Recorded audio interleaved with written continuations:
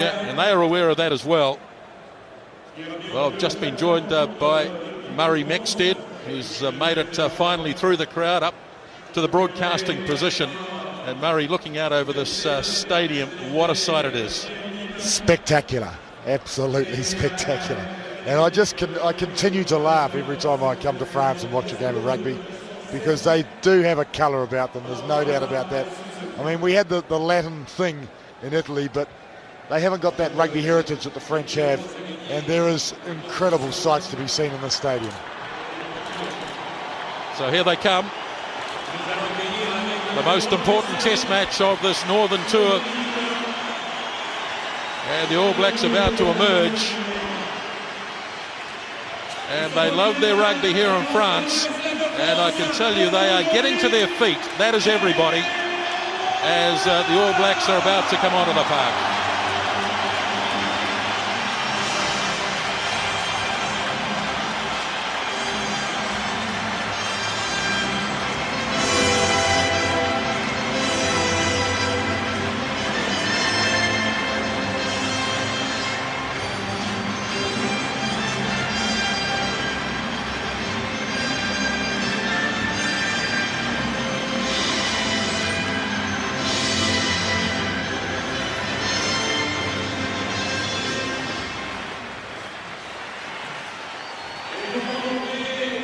It's an All Black forward pack with a hard edge to it, no doubt mindful the French will be passionate and potentially excitable in the opening 20 minutes. The talking points, Tony Woodcock at loose head prop, Anton Oliver back for another major chested hooker, Rodney Soialo taking over at number 8. Now to the backs, and the back three that have found some good form against Wales last week are being retained. Conrad Smith winning a healthy battle to wear the number 13 jersey outside Tana Umaga. Dan Carter has shown on this tour that he's starting a long career as an international first five. So the All Blacks are out. The French have just run onto the field. Well, the French have a big physical forward pack with plenty of experience. There are nearly 100 caps in the front row, and behind them Fabien Pelouse himself is only 4 games off the magical 100 test caps. The real strength is in the loose, though, where Aaron Adorki, Amanya and Betson have shown themselves time after time to be world class. And the big talking point in the back line is Frederic Michalak playing at halfback in the absence of Ali Saad. This means a 6th test cap for Julian Pialong at first five.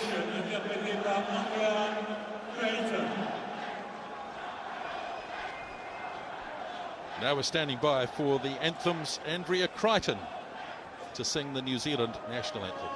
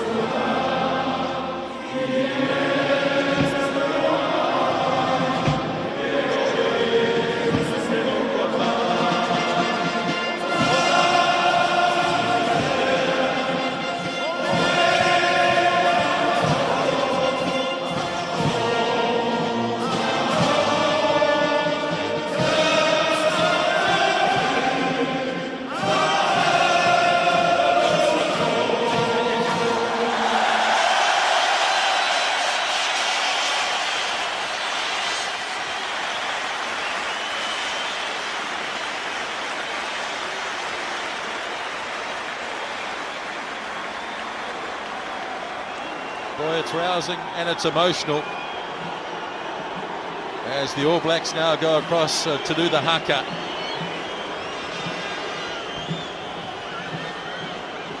Well, there's a touch of class with the French, everything they do. The anthem sums it up, doesn't it? We've had the flair and the style of Italy, but she's all class in this country.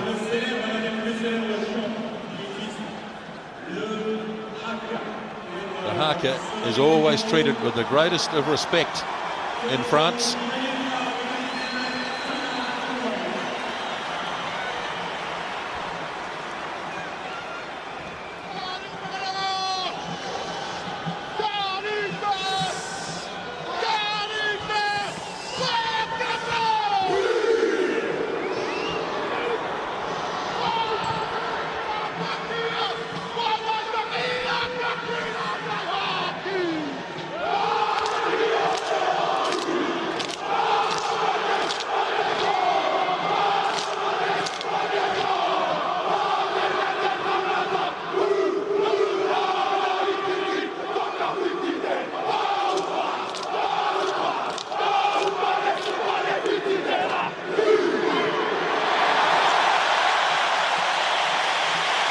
Well, I've never seen Tana Umaga lead the HAKA. That was emphatic. The crowd, it was amazing. They booed a little bit as the All Blacks went out before they did the HAKA, and then they watched it in silence. It was fantastic. Alain Roland from Ireland, the man with a French name, is the referee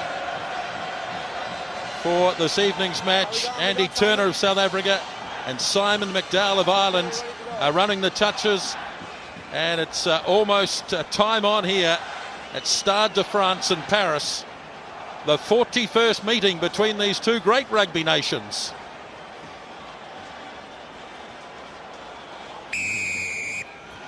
And the kickoff is made. Chris Jack reaches up. All Blacks can't get it cleanly, but they've got it now. And Byron Kelleher lining up Tana Umaga to get it wide for Dan Carter. So first receiver Umaga, and Carter kicking into the wide open spaces. Poitrenaud gets a nasty bounce. The All Blacks closing him down, and a charge down. Opportunity here. Richie McCaw couldn't quite get his hands on the ball, and the French have it inside their own 22. And Michalak waiting for it. Gets it away, and Pierre Long makes the clearing kick. Not in touch though. Here's Carter again. First kick was a telling blow. Now Michalak waits as Carter waits for him again. He drops it. So some early nerves from the French. That's what the All Blacks will be looking for. The French don't start well. It can often mean a poor performance. So it's turned over. Kelleher. Off it goes to Anton Oliver. All Blacks in a good attacking position. Right in centre field. Kelleher drags it out for Collins. Sells the dummy Jerry Collins. And takes it into the contact area. Pushed through by Kelleher and finally brought under control.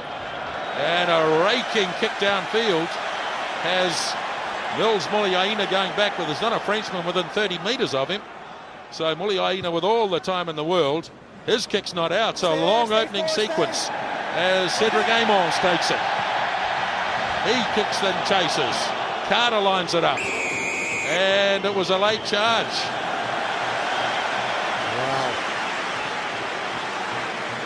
An incredible sequence of play. It started off several opportunities to New Zealand right from the start. They battled to take the kick off, got it under control. Carter's kick, I don't think, was meant to skewer infield. Then the French mucked it up. New Zealand had a chance to score, they never took it. Then it went back down New Zealand's end. They never found touch the French, and they meant to, I think. New Zealand came back, but the bottom line is the first sequence ended up inside New Zealand territory with a kick to France. So it's a fickle game, rugby. Frederic Michalak, who was named at first five for this game, but with Ali Saad having pulled out at halfback, Michalak now the halfback, and here's the first kick for him. France lead. Well, a lot of people, of course, say that Michalak is better, particularly in France, say he's better at halfback than he is at first five. It's pretty cool and calm the way he kicked that. They say in close quarter play he's very decisive, which is ideal for halfback.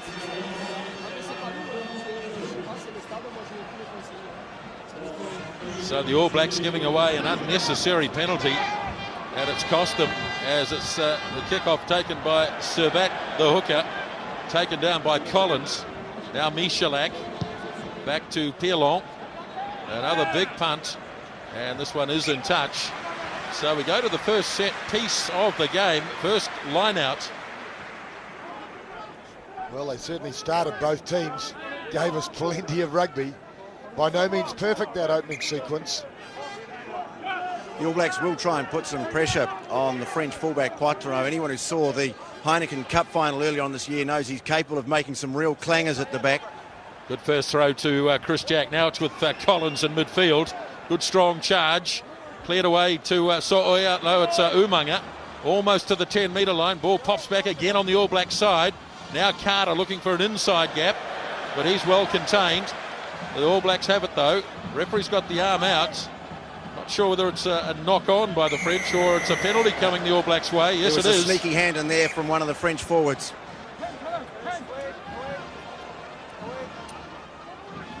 So here's a chance for Dan Carter. It's almost on the halfway line, but it's dead out in front. I'll tell you what, Byron Kelleher's not used to being knocked around like that.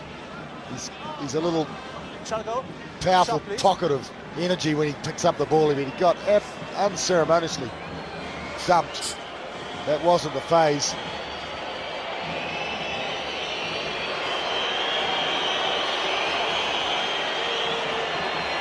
So Daniel Carter, already with 207 test points in the bank. In his 17th test, Don Clark, the great DB Clark, the late great DB Clark, scored 207 test points. Took him 31 tests. But to be fair, of course, a lot more points are scored these days. So Dan Carter's made a very good start. Let's see if he can continue it here with this opening kick of the test. It'll have the distance, and it's accurate. Well, he's a great kicker for a young man, Daniel Carter. I was just thinking, as you were talking about the stats, how consistent this man is. And it was under enormous pressure, you know, when you start a test match like this, you get your first kick and it is from 48 metres. To be able to kick it as effortlessly as that, it's a wonderful sign for the future. This kick-off nicely taken down by Chris Jack. He didn't get a hold of the first one. And the All Blacks get an opportunity to engage the French. It's held in the back here by Norm Maxwell. And they're getting some good ground here. Up towards the 10-metre line. Now the kick made by Kelleher. It's heading towards the touchline and it's off the side of the boot. And so that is disappointing after all the hard work done by the forwards. It is, but there was a bit of psychological value in that drive, actually. Hello, the shorts are down. I don't know what sort of psychological value there is in that. Yeah, only the French cameras would pick that up. Servat throws, and it's through the hands of the intended jumper, Thion. And that's a knock-on, surely, at the base. No, he said it went back. Alain Roland. And France get an opportunity. Haven't really had a lot of ball so far in this game. Now it goes away to Pierlon. Paymons. And quick hands, but in their endeavours to get it wide, they've thrown it across the touchline, across the face of Rougerie. He looked a bit windy there, I thought, Nisbo. He had a half an eye on who was coming up on him. Yeah, but they had space. They had created space. They did it well. The pass was not on, though, was it? You just notice, guys, that the All Blacks are wearing the poppy on the sleeve, honouring the sacrifice made by so many New Zealanders during both world wars in this part of the world. Did it when we were here a few years ago, 2000, for the first time when the test match was played on Armistice Day. That was a memorable night, won by the All Blacks. That was the first time they played for the Dave Gallagher Trophy. So, first scrum, New Zealand ball. Ooh, down she goes. Well, this is still in France. This is their favourite area. You just need to sit in the bar and have a beer with anybody, and the first thing they talk about is the powerful French scrum. Well, the front row all from Stade de France, so they're used to each other. De Villiers, Servat and Marconnet. that's interesting. Well, there's a classic case of a referee having a bit of a guess. Most of them don't know what happens in the front row, and Alain Roland has decided that the All Blacks have gone down. Yeah, well, I guess he made that call because Heyman's knee hit the deck and the French prop opposite him, Marcanet, had both legs. Well, he was on his feet, basically. But whether that's right or not, who would know? Much better throw this time, taken down by Thion.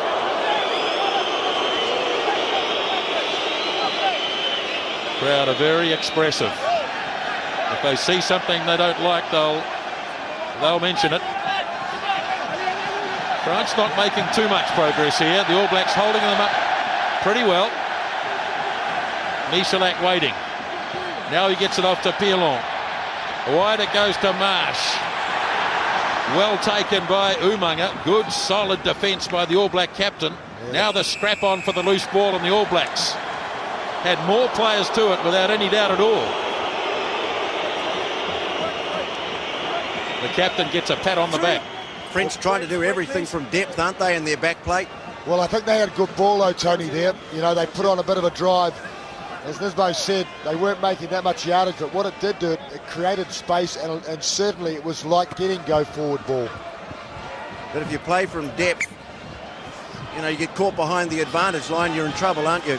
Did you see the way the French rallied around him, though? Marsh hit the deck. Have a look at this. 2 or 3 players. Straight away, then, well, we've got 2. One, and then all of a sudden, 2 or 3 arrived. That's okay. Anton Oliver's throw just a little bit short of the mark, and in fact it was Olivier Magna who jumped in front of the All Blacks, and that's the first line-out turnover. Kick made again by Julien Pierlon. It's in touch, quickly thrown in by Howlett, and now it's with Byron Kelleher. 5 metres on the All Black side of halfway. Oliver's going to play at halfback and have a charge. 3 away, 3 away. Man on the wrong side getting dealt to big time, and oh, they don't like it. Oh, he should have been penalised for not rolling away. Absolutely, and the ball was right there, and it came out as he came out. And you're allowed to ruck if your feet are going back towards your own goal line. Okay? Initial penalty would have gone to you. If you ruck on the ball, not on the player. I'm reversing the penalty against this man. Okay? You ruck on the ball, I'm reversing the penalty here. So it was all right when he was the ball was there and he was over it? Correct. But then it was on the body, not anywhere near the ball. Okay? But he's lying. What Tana wanted to say was, if you're lying on the ball, how do you ruck the ball and not the man? That's an absurd penalty.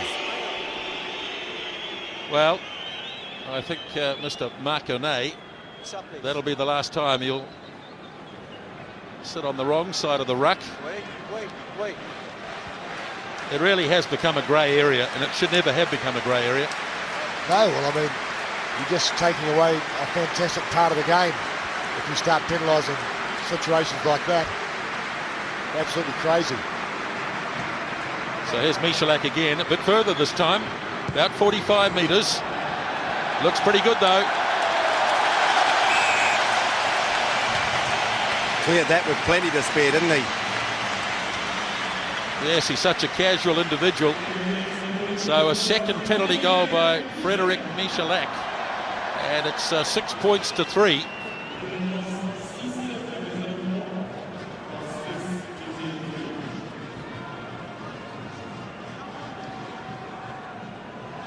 Carter. Oh, this might struggle to go the 10 metres. One of the Frenchmen will have to play it, yes. So the All Blacks allowed Brian Liebenberg to take it. Pass goes out to Marcanet.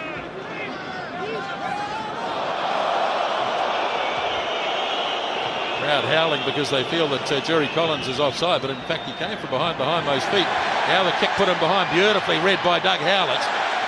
Then he ducks under the tackle and sets it up nicely. Good cover defence by the right winger. Kelleher off to Muliaina. Puts the kick in for Carter to chase. Well taken by Poitrenaud for France. He's the fullback. Michalak. Another kick from Pierlon. Difficult one, Franklin Oliver. He did very well just to deflect it into the path of Muliaina. Now Joe Rokethoko puts the foot down and gets away. Now So'oialo. He's got some support from Howlett.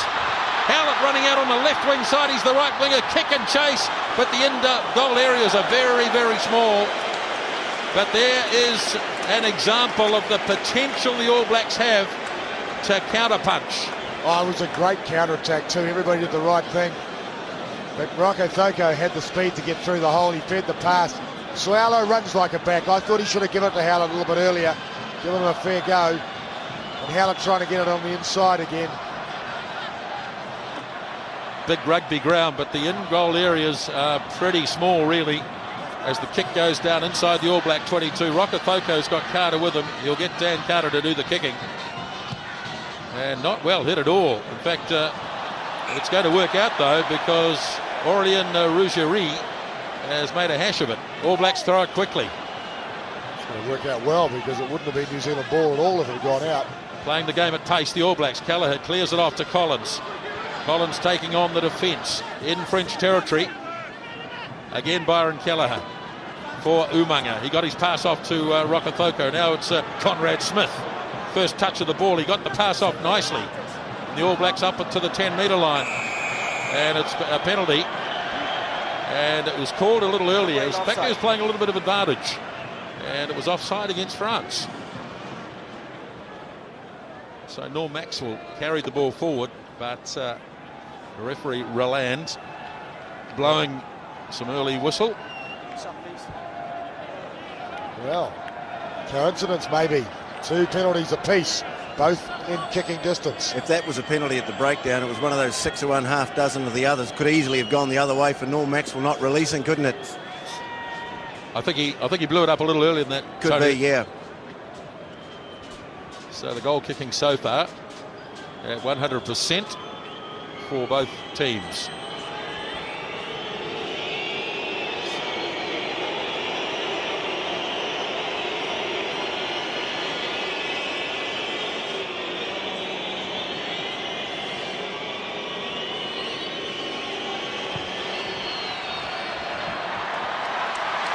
Another outstanding kick from Dan Carter.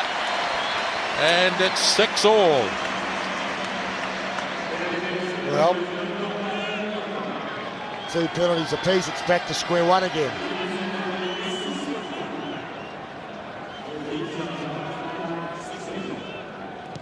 Pierlon, the man for Biarritz, gets us going again. Down for Carter. And some of his punts haven't been that good so far tonight, but that's one of the better ones. A raking punt downfield. And in touch, 15 metres on the French side of halfway. Yes, if you don't hit the sweet spot with these balls, the ball doesn't fly as well. I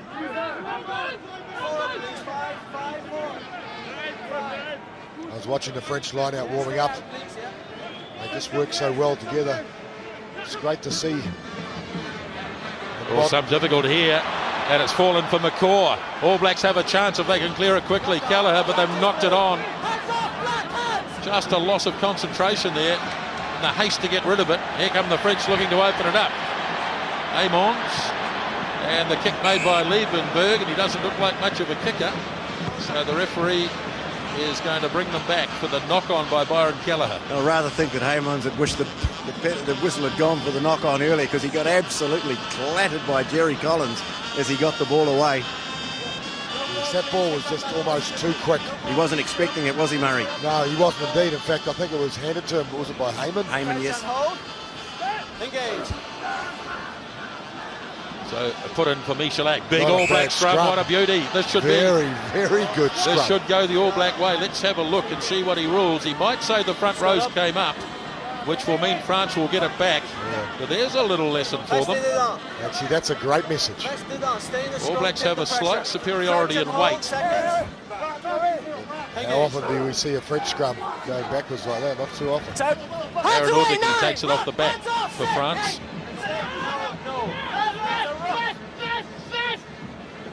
Very slow ball. Very slow ball.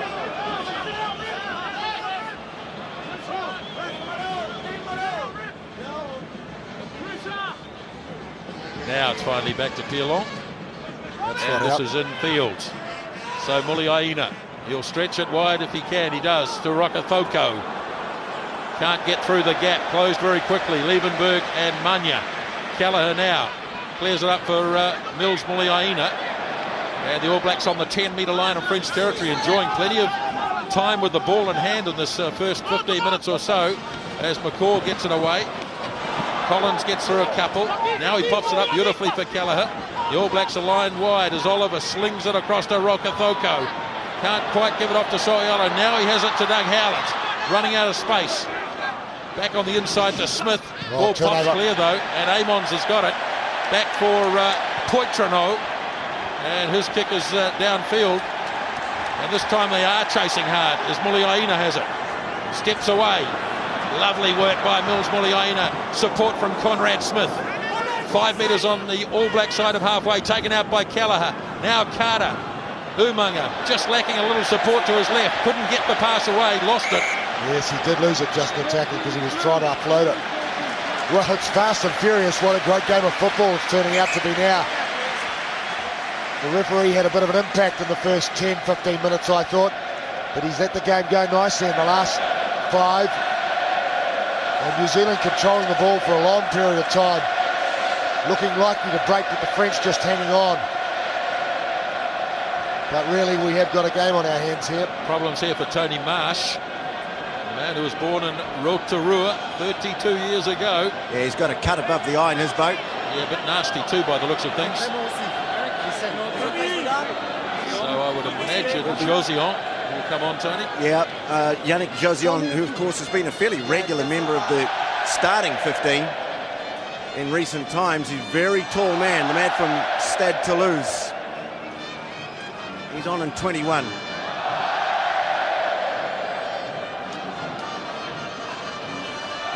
Well, he's a great footballer, actually. I was surprised when he wasn't named in this lineup right from the start. Time on, Carlo. He wasn't originally named against Australia, and then he was a late replacement. Come up, please. Blacks come up. Blues come up. Crouch and hold. I want to pause. Pause. Engage. So play set to resume. 19 minutes gone first half.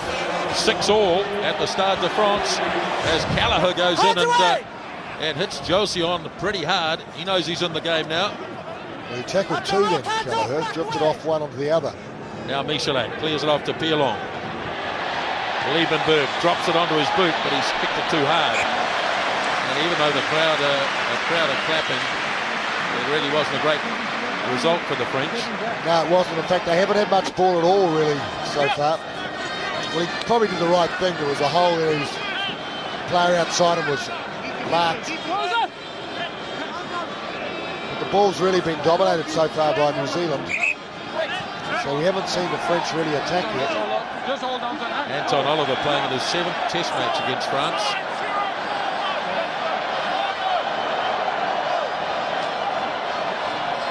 Norm Maxwell comes forward and grabs it nicely. Kelleher slings it wide to Umaga. And the All Blacks set it just out from their own 22. Now Kelleher, and that's beautifully worked. And Carter's kick has again found a lot of space.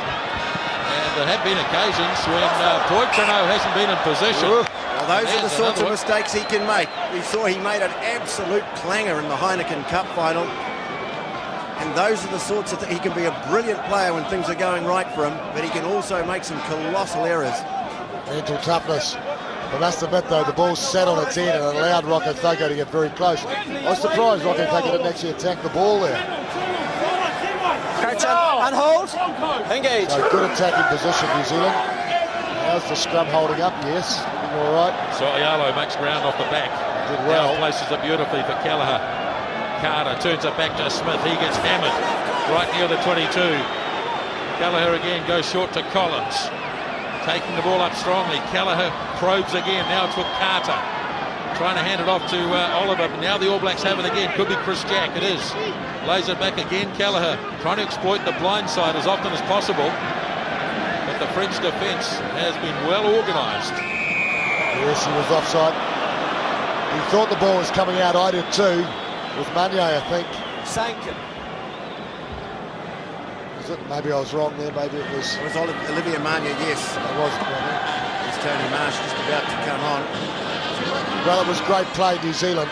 The timing of the moves, beautiful. Everything looking fine. Conrad Smith hit the ball up. I guess that's not really his game, but the timing was so good it had its impact. And they got the ball again going forward. 4 or 5 phases all going forward. All good quick ball too, wasn't it, Murray? The other thing that they've had a couple of problems at line-out time, but the scrum's been very good. And if you remember a couple of years ago when the All Blacks came here with admittedly a below-strength team, they really got a hard time in the scrums. So it's encouraging to see them very solid on their own ball, starting to put some real pressure on the French on their feed.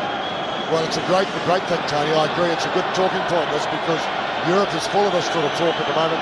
The suggestion that Northern Hemisphere scrummaging is better than Southern Hemisphere, which I dispute, of course, and so the All Black team today at the moment. So here's Dan Carter with an opportunity to put the All Blacks in front for the first time, and he's on target again. Another beautiful kick. So a third penalty goal by Dan Carter, and we're just over halfway through the first spell. The All Blacks lead by 9-6. Tony Marsh back on.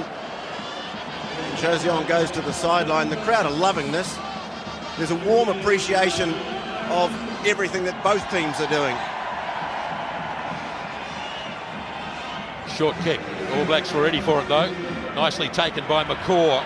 Struggled out of 3 or 4 tackles and really gets the All Blacks going forward. Got to his feet again. Now places it. Oh, he's a quality act. Here's Kelleher. Happy to take them on physically, Byron Kelleher. Umaga has to go in towards halfback. But in the end, it's Tony Woodcock. Good run by the North Harbour man. He places it. Inside pass. No, it doesn't go from Smith. But he got it off in the end to Umaga. Some nice into passing here as it's Muliaina who's come all the way up from fullback. Now Carter, just quick hands. Jack, and they ran out of room in the finish. Yeah, and I think Chris Jack had to drop his shoulder then. Use his weight and power, meet it to the touchline. But it was good play, good control ball once again.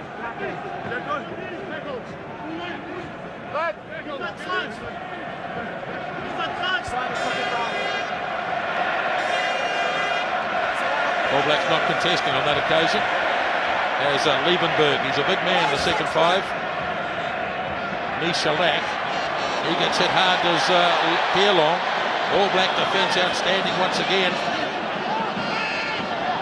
France endeavouring to get it wide, but the tackles are not being missed as Makane takes it in. Now Michalak, Liebenberg uncertain. He who hesitates. Yes, exactly. But he kept the ball, they've got it. Michalak. Pierlong gets it wide. Now this is Amons.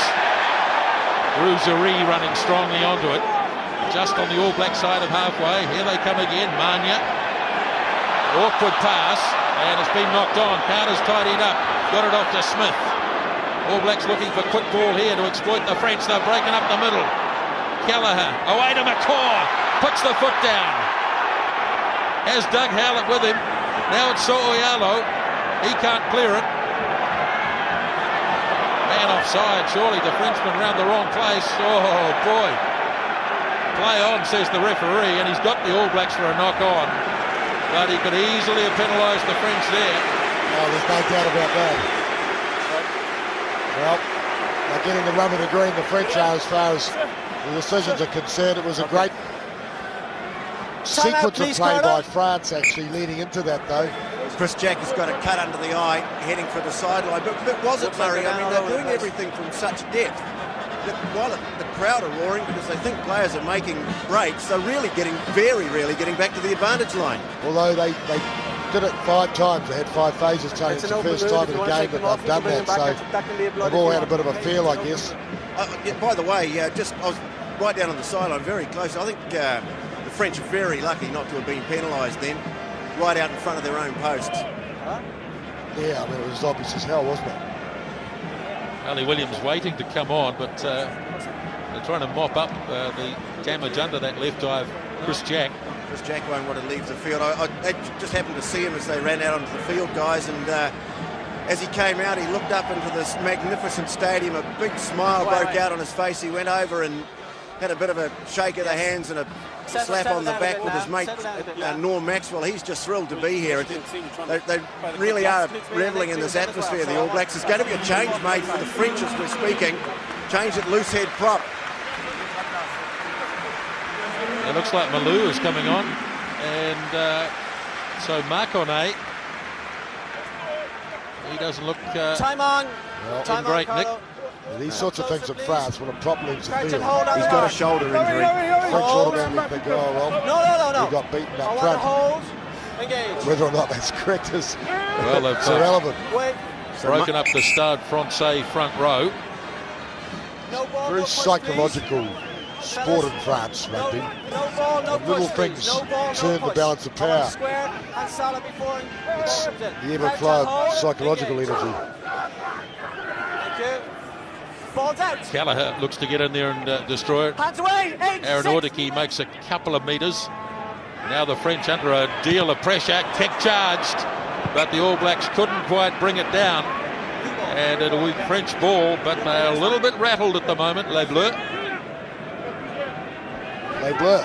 You've got a bit of French going there, Nesma, after a week in France. Yeah, been here long enough. 4 up, please. 4 up, please.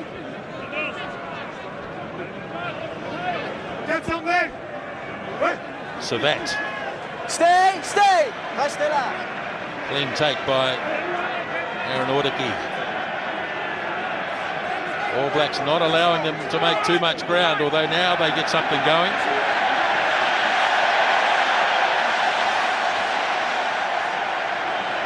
Up to the 22 go the French forwards.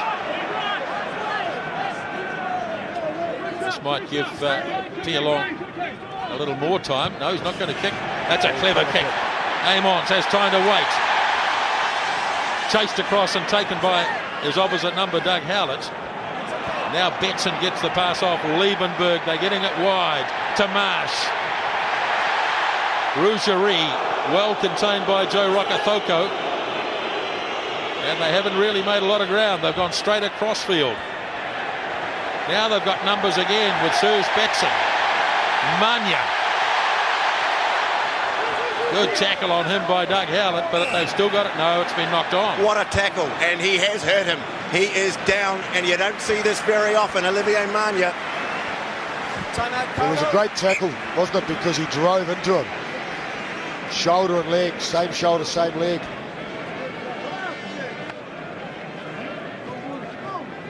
Not out of the textbook. They normally say that you put your head behind, but any way will do, and down he went in a heap. It's just as well the touch judge saw that, because the referee certainly didn't spot what was another pretty clear knock on. But he's slowly getting back to his feet, Manya. Well, knees anyway.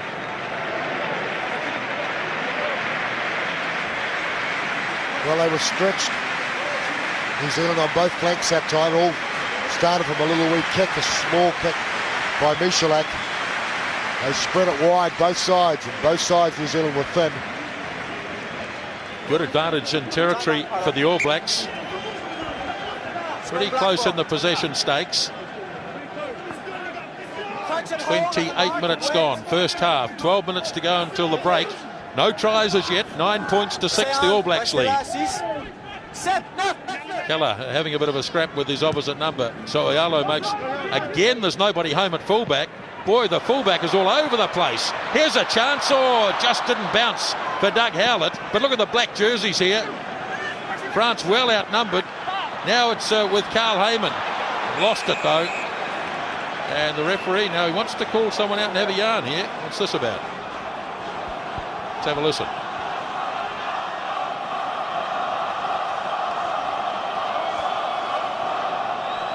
Pas jouer le ballon quand il est par terre. Je veux pas voir quelque chose comme ça. Hey? Pas encore. So what he said was, if you're lying on the ground, you can't play the ball. Yes. Yes.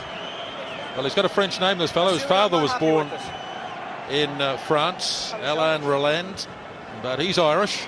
Murray, I got 84 for school cert French, and I didn't understand that. Well done. I got naught for school cert French, mate. I didn't do it in France, and I didn't do it at school, but I played a few seasons of footy here. What, you know what it's like to be penalised for killing the ball on the ground, do you? You recognise the expression? Well, you kill the ball on the ground in France, you get a kick in the head. Not anymore, you don't, apparently. Right, so Dan Carter. Been a bit of a kicking contest so far.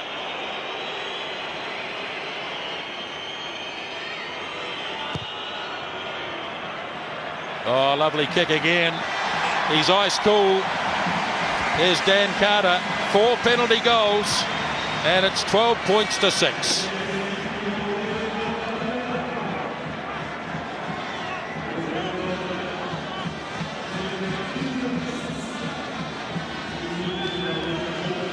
Long with the kickoff. Calling for it is, well, taken down by Jack.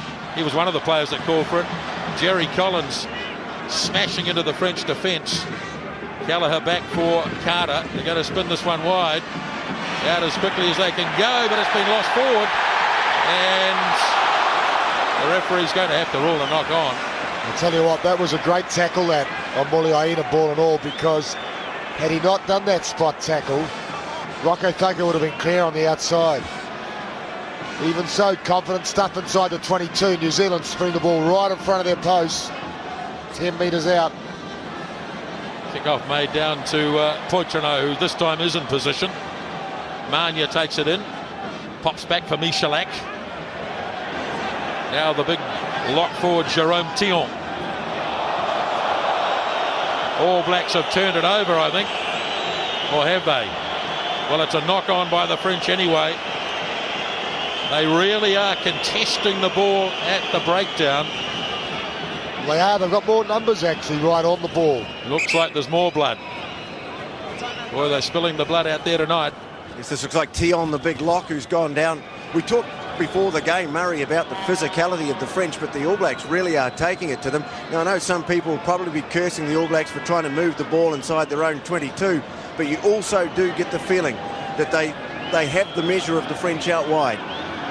Well, I think we've given our backs more opportunity out wide, Tony, haven't we, in this first half. It's been a very confident stuff, and they look self-assured for sure, which is a great sign. I mean, there are occasions maybe when it's more judicious to place the ball downfield, but if you've got the ball in hand, the opposition haven't. But yes, the physicality will go back to that. It is always going to be a physical encounter when you play France, in France. The French might have to make another replacement here.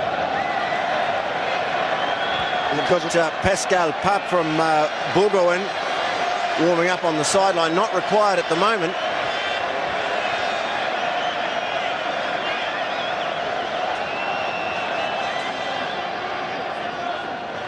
Sotialo detaching, trying to get away from Mania, can't do it.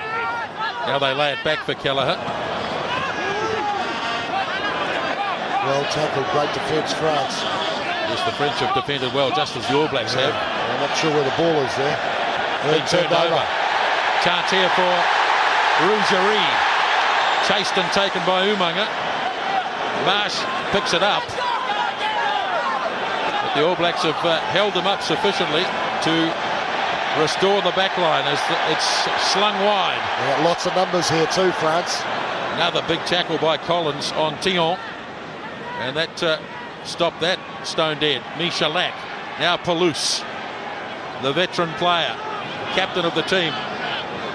Turn over New Zealand, is it? Might have turned him as well. No, it's come back, but it's very untidy. Mania has it. And France in possession. 5 out from their own 22. But the All Blacks reckon they've got it. They have. Here's Muliaina.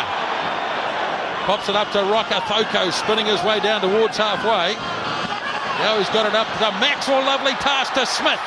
Now Smith looks for his support. He's got it too from Jack. Now Sotialo drops it away, and it's still okay. All Blacks lost it backwards a couple of times. Numbers here. Here they go. Oliver slings it wide. Collins.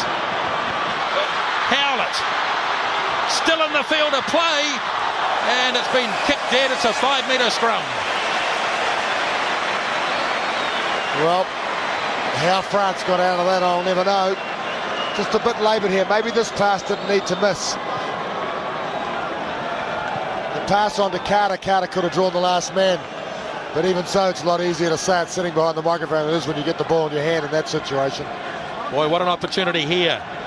8 minutes remaining in the first half. Yeah, well, Howlett was checked too when he put that little kick through. But this is a pressure moment. Be very interesting to see what happens in this scrum. By rights, the French scrum should be not as solid as before. Doesn't always work that way, but let's see what happens. So it's a great attacking situation, New Zealand, at a very crucial moment. Good scrum from the All Blacks. They're just going to hold it for another second or two. Now Kelleher. Off it goes to Carter. French flying up in defence. Umaga misses out Smith. Now they get it right to Muliaina. He's well contained. Rokathoko snaps it up. And gets barreled. Huge defence again by the French. Kelleher has a go on his own. Byron Kelleher needs some support. A little bit slow to get there. And the ball bounces away forward, I think, from Dan Carter. And Graham Henry and Steve Hansen. You could almost see him saying that ball should have been moved. But I think that the French backs had drifted then. I think Kelleher saw that and took the hole. But the problem, of course, was there was no one in support. The French are very well organised on defence, though. Yeah, it wasn't a bad effort, was it, by New Zealand? That move, coming from depth, getting the ball wide, giving Muliaina a bit of a chance. 2 French players down at the moment receiving attention. Seems to be a bit of a pattern developing here. Every time there's a long series or sequence of play, France seem to grab a few extra seconds. Sounds like a conspiracy there. Well, I mean, they always get up and they always continue.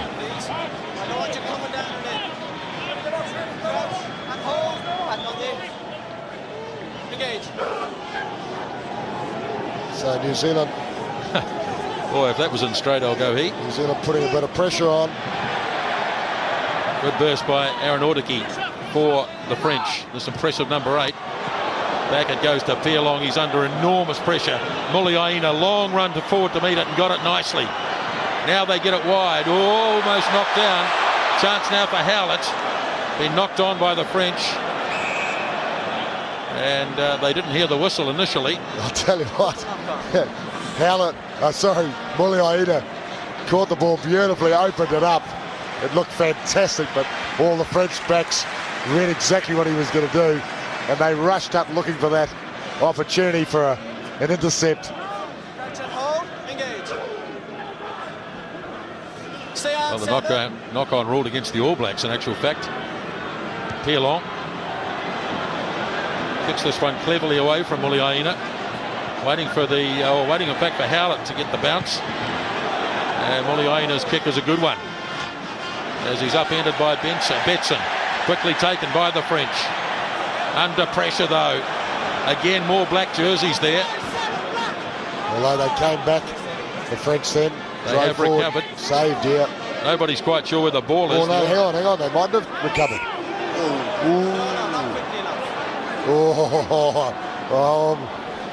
I'm not sure about this referee with the French name.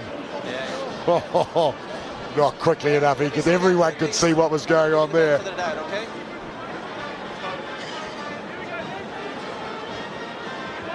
Now, two more Frenchmen down. French forward. You wouldn't want to know, would you?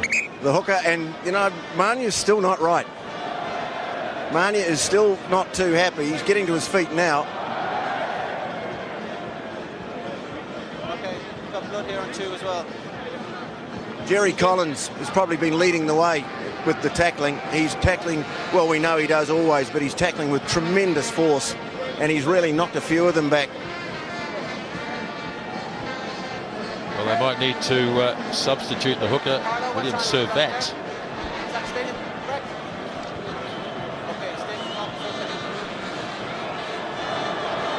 Yeah, Sebastian Bruno is the replacement hooker. So that does not look in good shape. Well, it's been a physical first 37 minutes.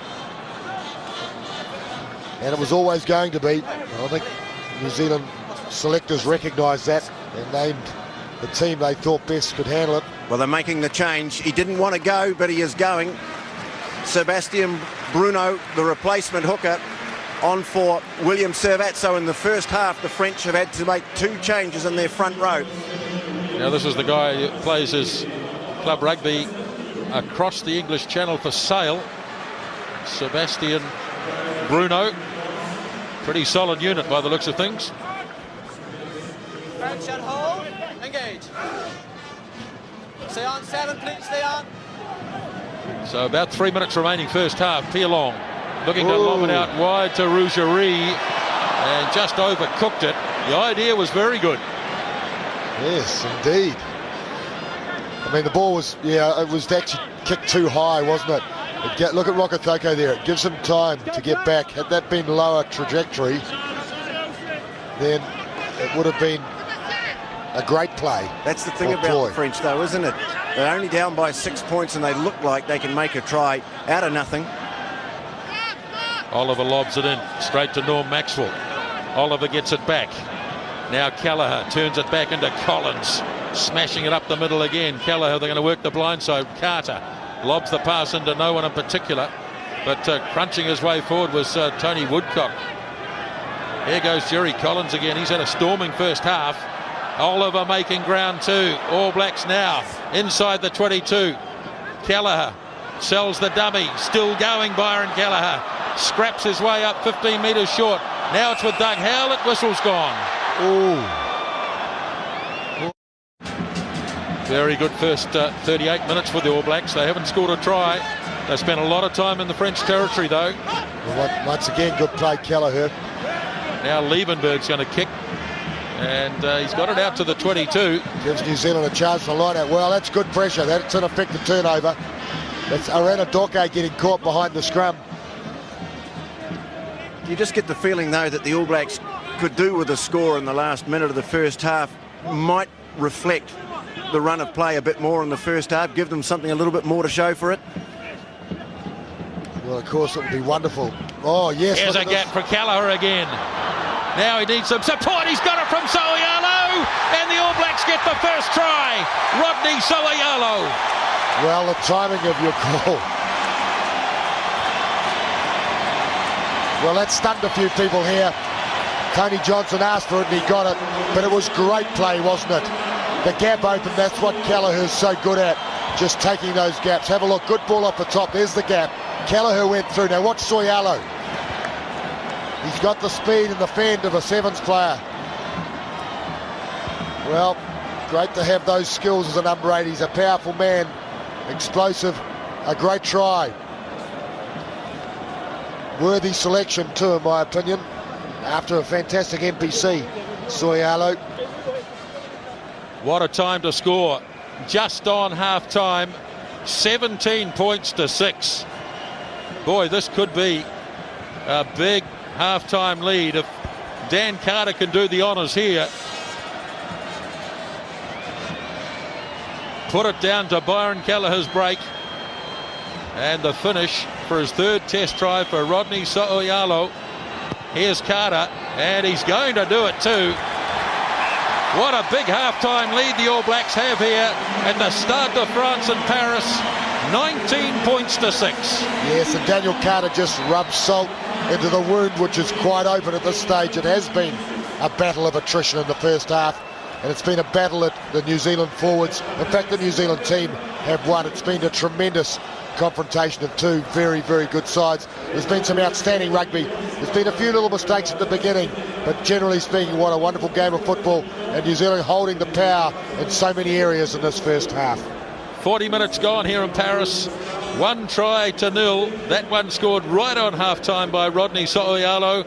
Dan Carter earlier 4 penalties, plus the conversion to 2 Michalak penalties for France. Half-time sees the All Blacks leading 19 points to 6. In a pretty buoyant mood, but as he pointed out, it's an 80-minute game, 40 to go, and I think these blokes here in the blue will come back very strongly, particularly in the early stages of the second half, Murray. Well, if they don't, they're dead and gone. They'll have to fire their shots in the first 10 minutes, I'd say. really get the message out there.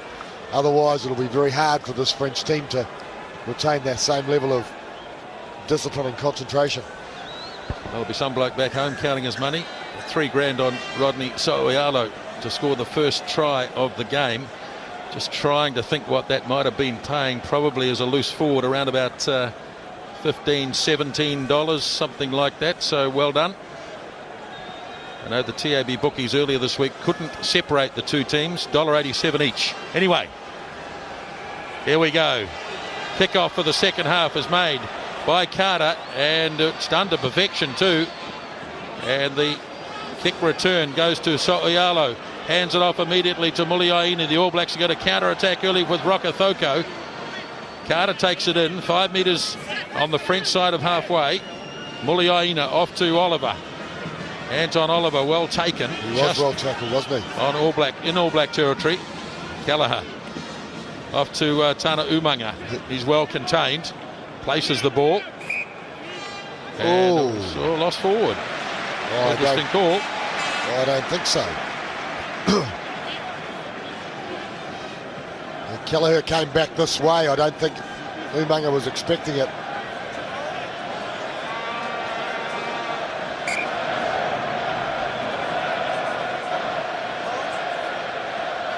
No changes to either side at half-time. Not coming down on the hold. Wait, I want to pause.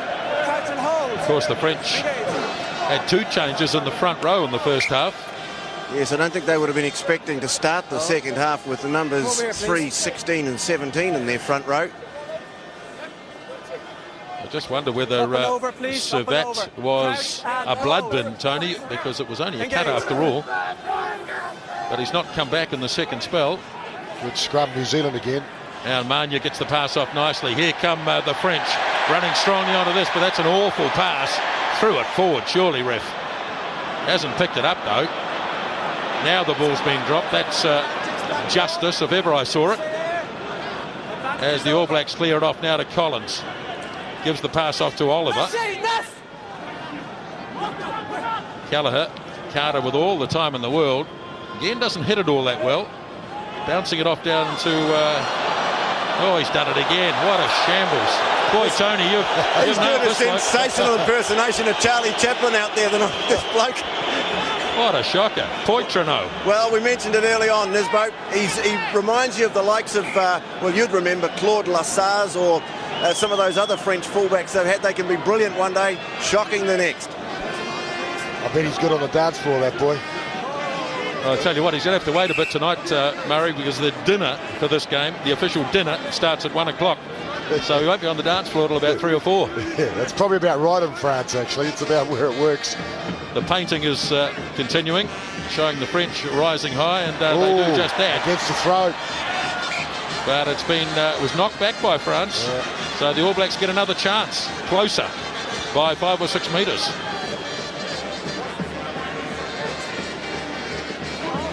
Three minutes gone, second half. So who's going to go to this time? Maxwell. So'oialo is the target. Got it off to Maxwell. Now it's with Collins. Fires the pass to McCaw. Back to Collins. Collins for the line. And down. Yes. Must be. Jerry Collins gets his first test try.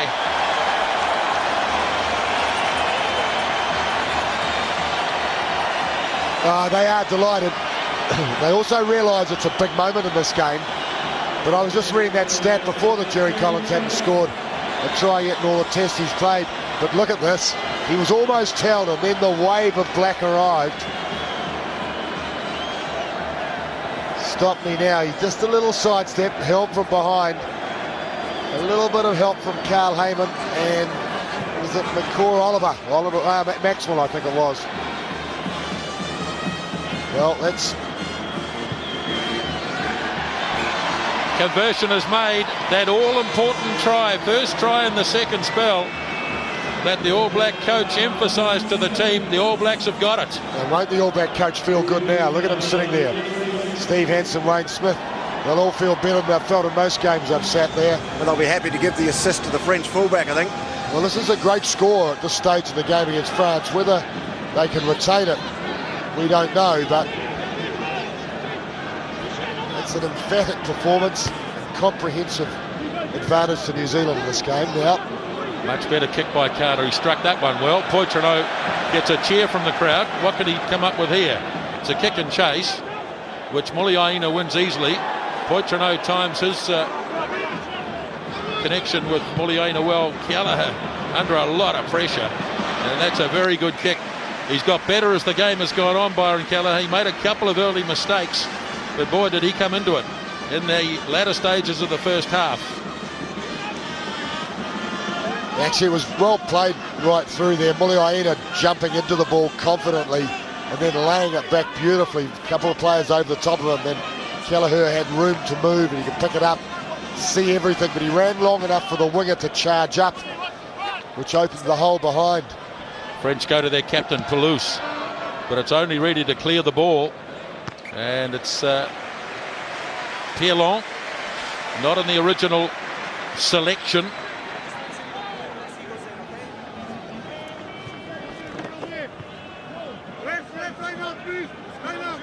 Ali Williams going for a big warm-up run in the dead ball area. Just wondering whether Norm Maxwell might be nearing the end of his contribution, which has been pretty good.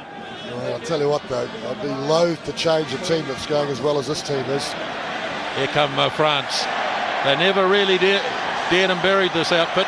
Liebenberg running back into them. He hasn't got any real pace, Liebenberg, but he's solid enough.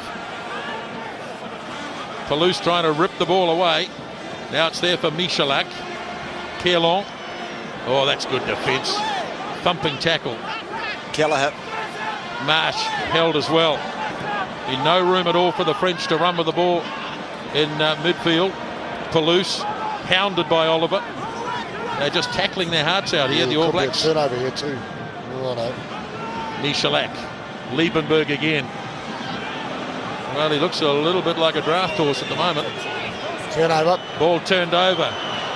And the ball was lost forward. Looked as though it came off the leg of a French player, but Alain Roland was playing an advantage. It was firstly knocked on by the French. Yes, well, Richie McCaw was half through the hole trying to lean through and give that pass when he lost control of it.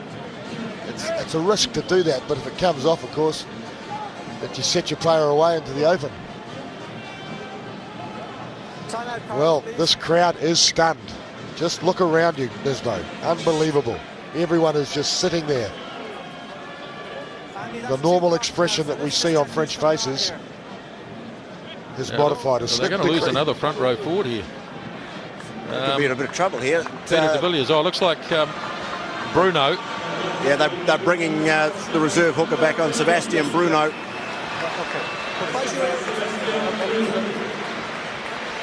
So that's interesting. What does this mean scrum time? They've taken off the tight head prop, Peter de Villiers. We're going to have golden oldies here, are we? Surely not. Gosh, the one time when the All Blacks are really putting the heat on the French scrum. Okay. Have to play granny scrums. I have no choice. Hold it. They've replaced both props on either side, which is a requirement. They're telling me they don't have anybody else who's playing the front row. We have to go to contested scrums, all right? Listen to me. Listen to me. All I can do, they're telling me they've no prop. That is something that have to be dealt with afterwards. I've got no more props here, so we have to go to uncontested. That's what they're telling me. I'm sorry, okay? I think the All Blacks can smell a rat here, and I think we can all smell a rat here. I've no props. They're telling me they don't have somebody who can play in the front row, so we have to go to uncontested scrums. Even so, it's a humbling experience for the French. Look at the expression on Anton Oliver's face. Yeah, right. Hold in. Well, that's a victory. That's a victory in itself. So here we go. Play resumes. So Oyalo, the All Blacks have to put that behind them.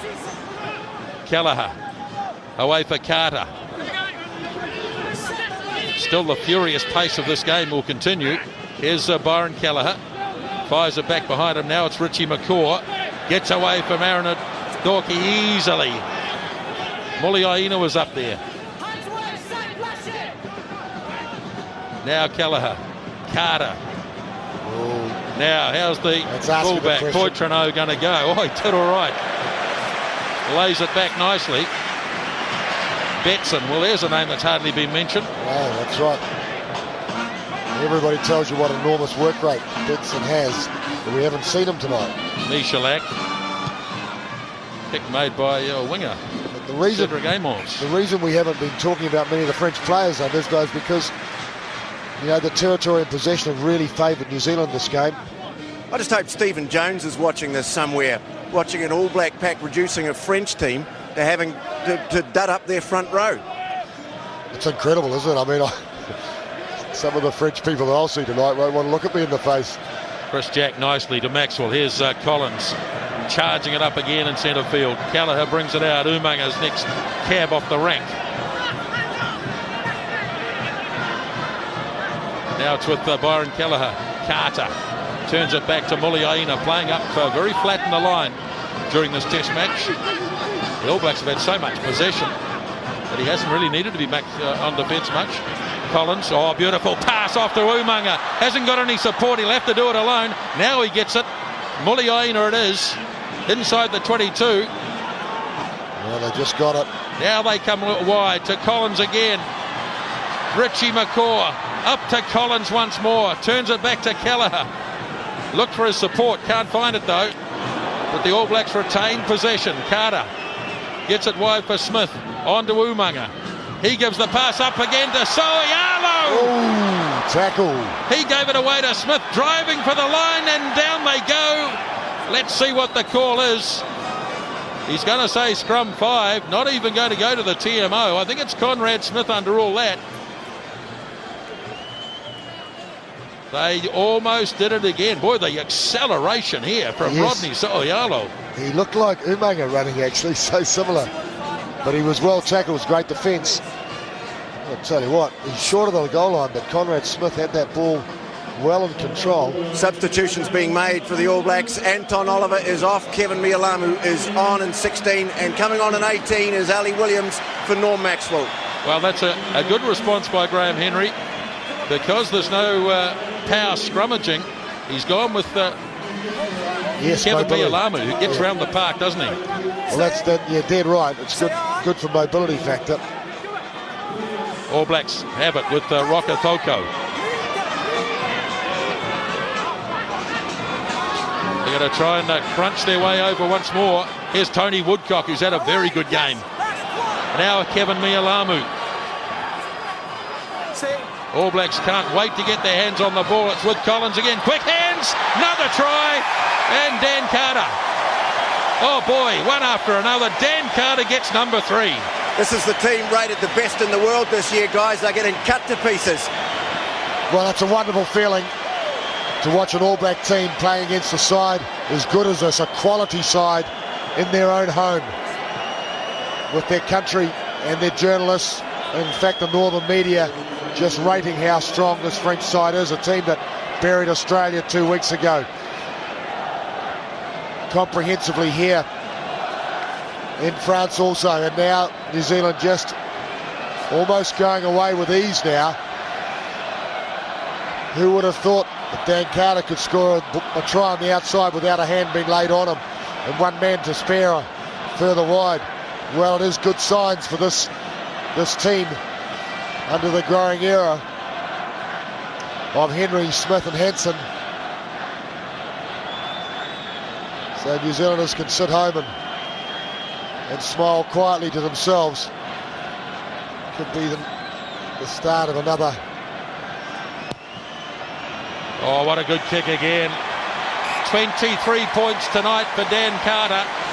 Another of the French forwards has run up the white flag. Off comes Jerome Thion, and his replacement Pascal Park, the man from Borgerwood, is on in 18.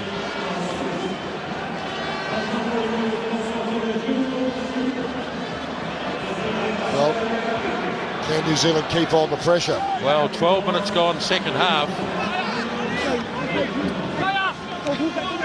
This is as comprehensive as it gets. I can't remember calling the game actually in all the last 10 years where New Zealand have played a quality side like this and been so comprehensively on top.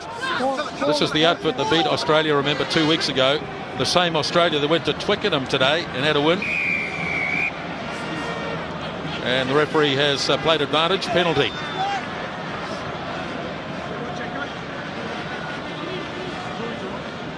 One of our French crew here has just suggested the guy to save France tonight could be Eric Cantona. I think Napoleon might help. There's Anton Oliver. Well, he's had made a great contribution in the physical stakes of this game, right in that front row. See New Zealand start. The dominance, I think, came in the front row at scrum time. The French were under real pressure, and then they started going off injured. Norm Maxwell takes his place. Another job well done. The All Blacks are going to make another substitution too. Martin Nonu about to come on for Doug Howlett. So here's Jerry Collins. His best test, I think, ever.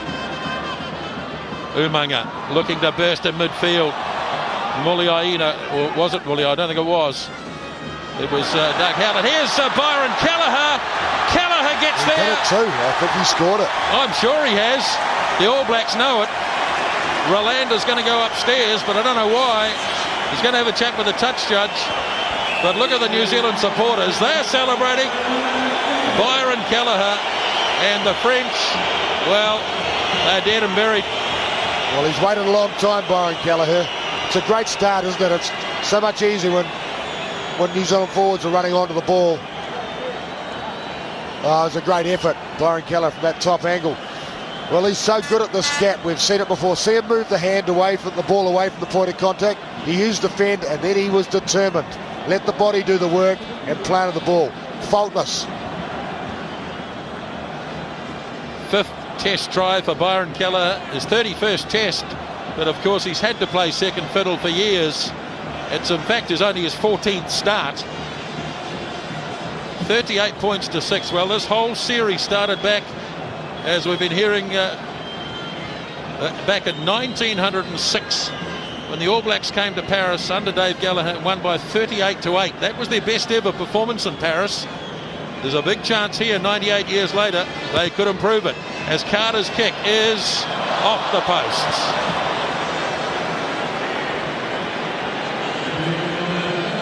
Well, we saw a little bit of a smile. Did we see a little bit of emotion out of Dan Carter then? I think we might have. Graham Henry continues to look fairly stoic about the whole thing. How important is it that the All Blacks finish this year with a good win in their last test? They'll have to close down the talkback stations, Tony. Nobody wants to know when they win. Jeez, look at this stride. I think the French are in a state of cacophobia. Kelleher away for Carter. A little change of tactics. Here they come. They had to wait for Amons to hit the deck, and they did that. Now Michalak away for Pierlon. Kicked by Amons again. Everybody stands back. Crowd hooting, but nothing really to hoot about. Down it goes to Poitrenaud. Mania. He puts his boot to it. Kick and chase. Not a bad weighted kick either. Very good kick. Look, he thought he'd kicked it a bit too far for a moment.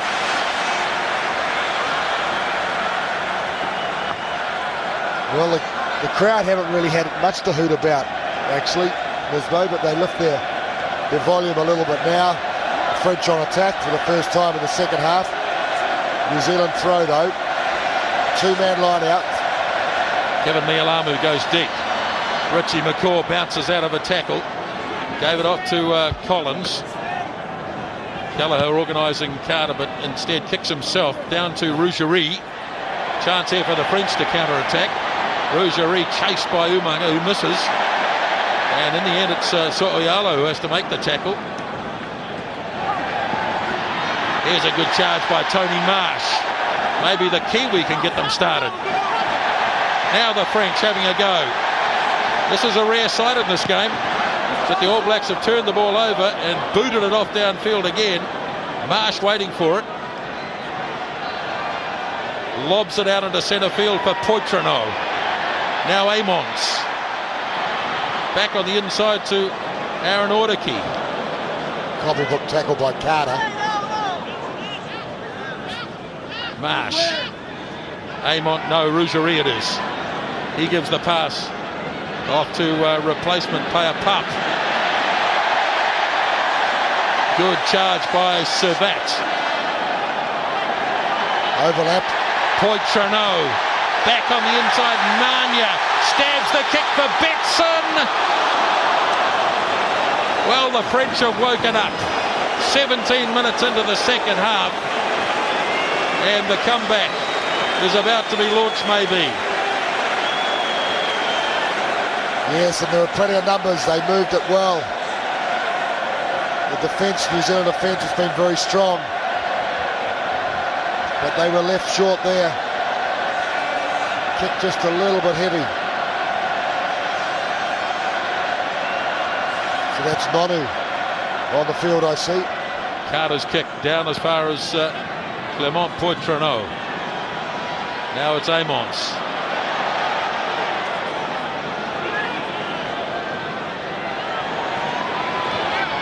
A run by Pierlon. Looks like a jersey missing here. Ball turned over, but penalty. One of the French players has had his jersey ripped clean off his back.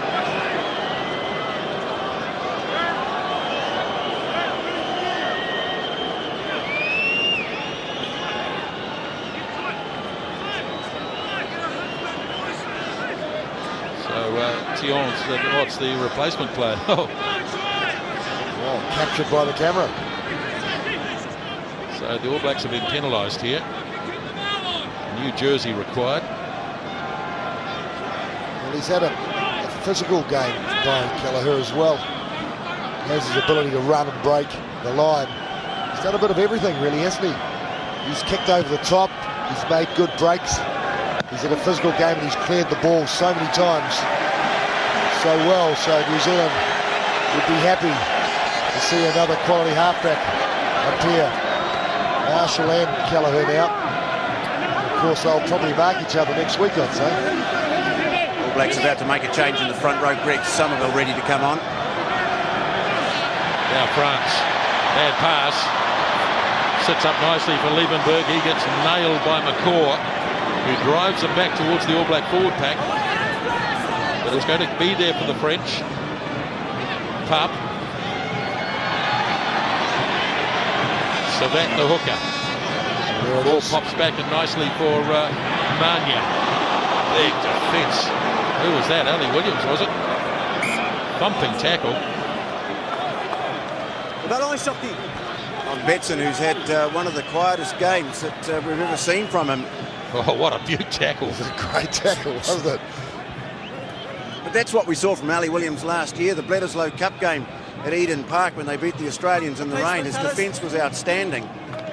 Is Ali back, is he? Well, he's had a disappointing year. You know, we know how talented he is. He hasn't had a great year, but he's making his presence felt out there as the changes made in the front row. Tony Woodcock, another who's had a strong game, replaced by Greg Somerville at loose ends. Yes, he's had a beauty, Tony Woodcock.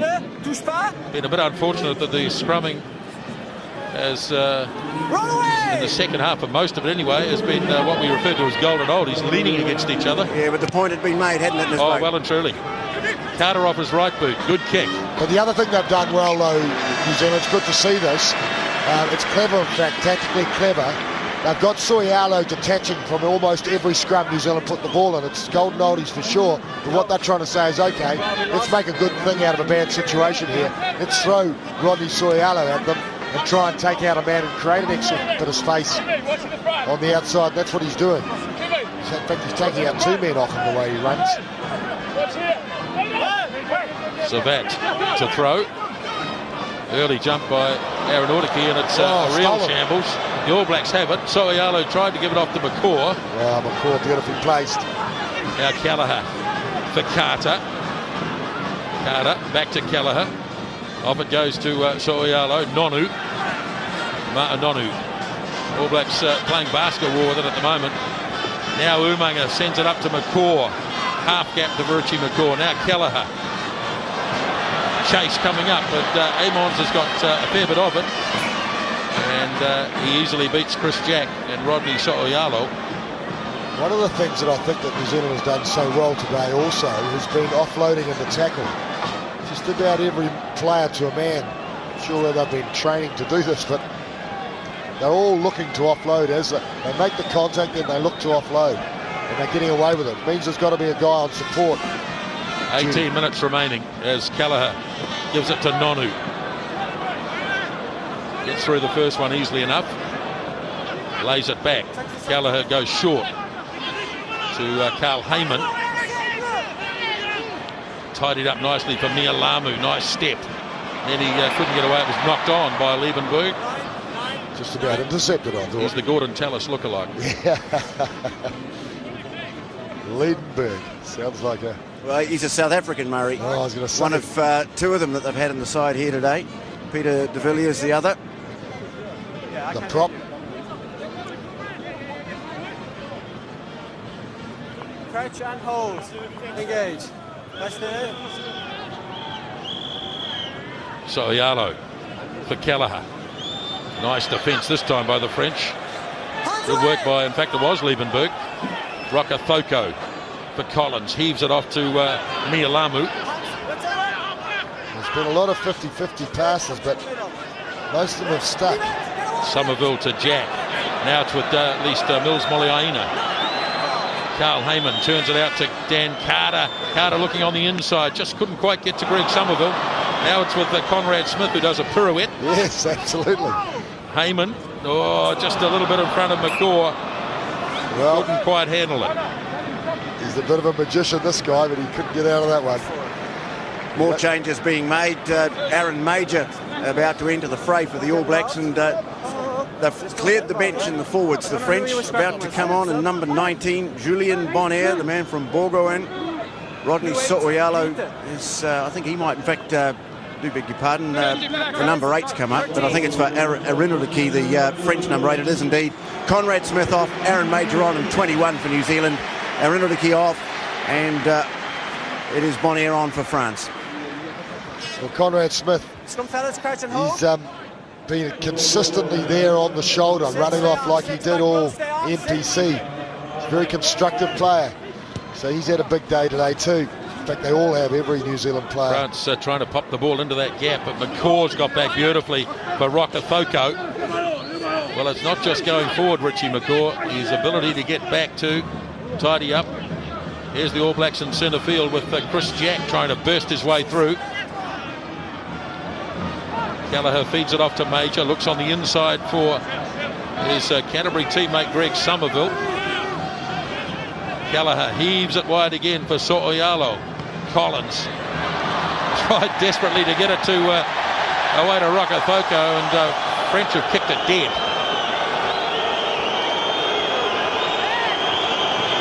Not sure why the crowd is whistling.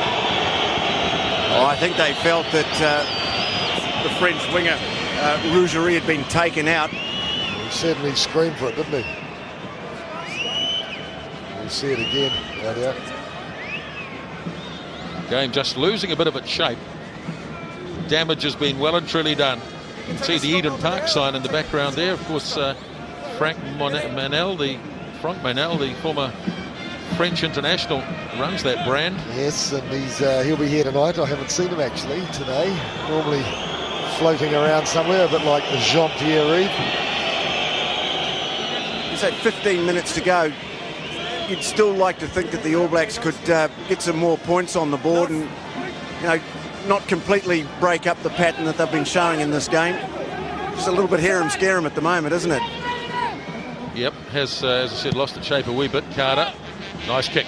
Spiraled it away downfield, lovely kick. It has lost a bit of shape. I'm sure part of that is because of the scrum, but they're still controlling the ball well, I think, New Zealand. I mean, how many times do we see a player taking it in and just offloading and taking it in again? It's been a pretty clinical display in some respects. Rougerie leaving the field, and on in the right wing, a man who's been around for a long time, one of the stars of that crushing French win in the 99 World Cup, Christophe Dominici. Well, that's 5 replacements. Not too many left in the French side as Palouse wins the line-out. Pielon for Liebenberg, looking to spin it wide for Mania. Marsh is well taken. In the tackle of Aaron Major.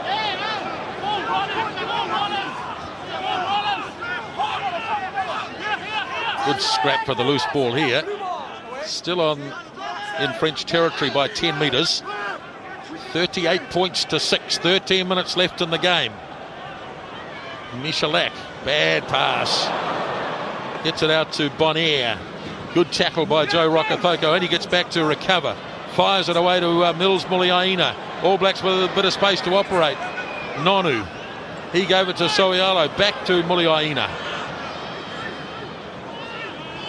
Well contained. Heyman. And they've got it again. Carter. Well, has he overdone it? Oh, just on the line. Just. Boy, he's grown into that number 10 jersey very, very quickly, Dan Carter. Well, I think even that move there has shown that, you know, because I think it was time to place the ball just behind them and force the line out inside the 22.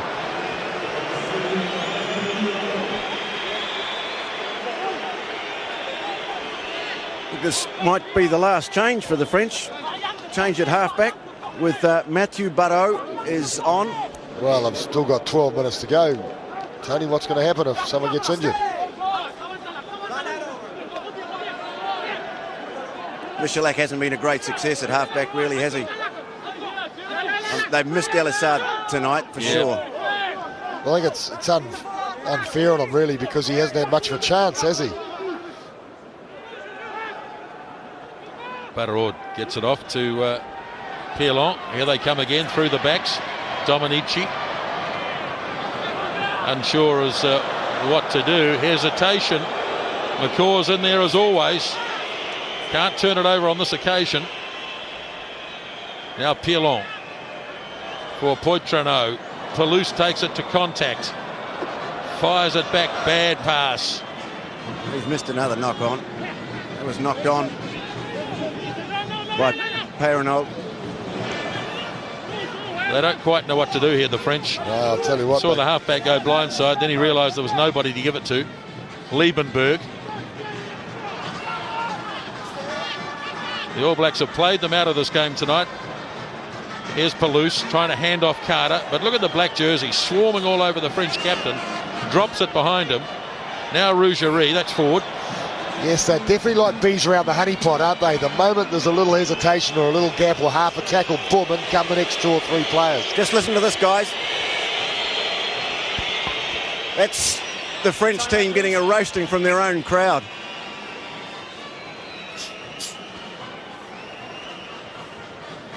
And Betson's down. Well, he's really been a non-entity in this game. Chris Jack was being attended to. It's been the quietest crowd I think I've ever experienced. Certainly in a capacity stadium of this magnitude in France. 10:30 at night in Paris. Still just over 10 minutes remaining in the game. Yes, it will certainly dampen the evening, the remainder of the evening for the locals. Rolled in visitors. Sorry, Tony. Here goes Nonu having a crack on the outside. Gave it up to Soialo, and he lost it forward. Still playing with plenty of vigour, the All Blacks. But really, since that last try that Byron Kelleher scored, it seems an awful long time ago, the game has lost a bit of its shape. I keep saying that, but I think it's true. Well, yes, it is. But I don't think that's... I don't think it's any challenge to New Zealand's game plan or the style of game they're playing, really. I noticed the band's still playing, Tony, a bit like the old Titanic. Yeah, they've been belting them out all night. Well, I think Jerry Collins and Rodney Soialo had a great game together, the two boys from Poirot. Here is Collins. Certainly had to adjust his style somewhat since the start of this international season. You notice that Jerry Collins passes the ball a lot more. Yes, he does. Here's a kick by Aaron Major. Poitrenaud dawdling back here. He gets the call from Amons, who the best they can do is kick it out, the French. They know this game is well and truly gone. Yes, 38 points to 6. Sorry, Murray. Just to say the loose forwards tonight have been absolutely mighty, the New Zealand loose forward trio. they've had a bit of everything. So often loose forward trios have to sacrifice something, and I guess the only criticism you could ever have here is there's no real line-out forward there to compete against the opposition in that third jumping role. But apart from that, everything has worked well. The support of the ball carrier, Richie McCaw's scrounging for possession everywhere, the breakdown. There's one against the throw, as Kevin Mialamu's throw just a little bit short. Even that's it wasn't a turnover, but it was close. So they're contesting everything. Liebenberg not brave enough to have a go from inside his 22, instead kicks it away downfield. It's a good kick, but in the context of the game doesn't mean a lot. 8 minutes left. And just to finish off on those loose forwards, the abrasive nature of this trio is hurting the opposition, being the French on this occasion.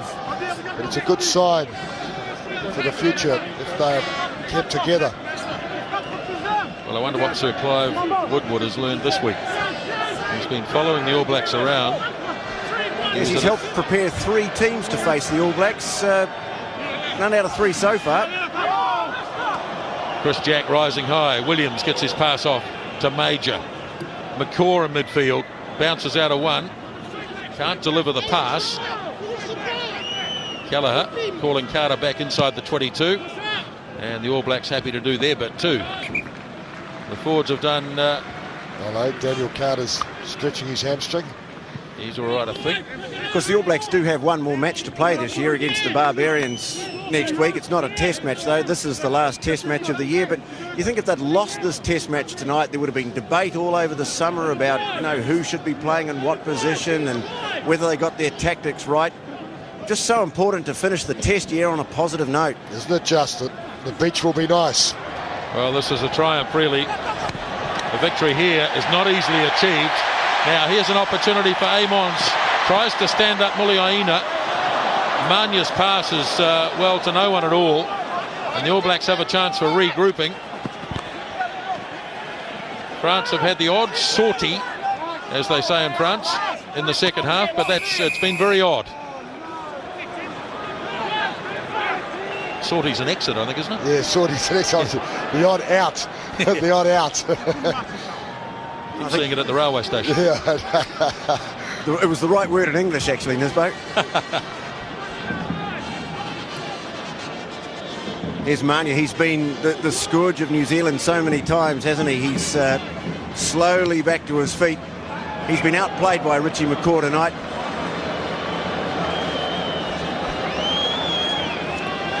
A bit over 5 minutes left here. 38 points to 6. The All Blacks have scored 19 unanswered points in the second half. They didn't look a happy lot there. No, they did they? I just saw the expression. Is that the local committee? Yes, well, every New Zealander. There's a lot of New Zealanders here tonight too. Boy, other what? Just coming to the ground, just seeing so many of them obviously doing their OE, but all wearing black and silver fern flag wrapped around their heads. They'll all be walking pretty proud tonight, staying humble, I hope. Ali, you don't step forward here unless you can finish the deal.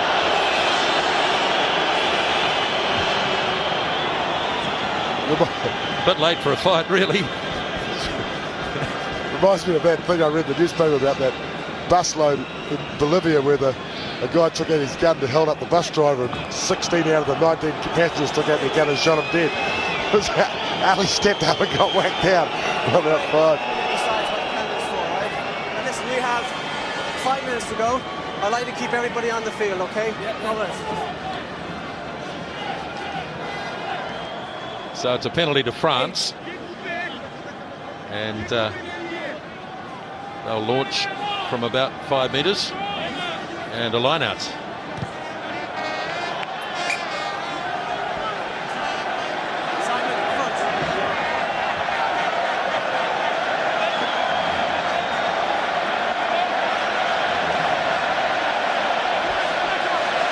Well, the crowd would like nothing more than a French try as Fabien Pelouse takes it in. Oh, big drive going on. All Blacks just hold them up, and it's gone to ground. Oh, it might be a turnover yet. No. Barrault. I get the feeling that New Zealand don't want to concede a try here. Driven away from it. No, says the referee. Oh, that's poor. All Blacks drove over the top, so he blew the whistle. Well, they can't go for a pushover scrum. It's their fault. And we had to see a replay with a bit of luck. Ball's loose there, and then look at that. Oh, cut off. Well, it does give the New Zealand selectors a chance to play a lot of the other guys that they brought on this trip to develop, I think was the term I heard. In the game against the Barbars next week. None of the first line England players are available. There's a few New Zealanders and Australians playing. Piri Wepu coming to the sideline. Byron Kelleher, I think, will want to see this game out. He's been such a big part of it.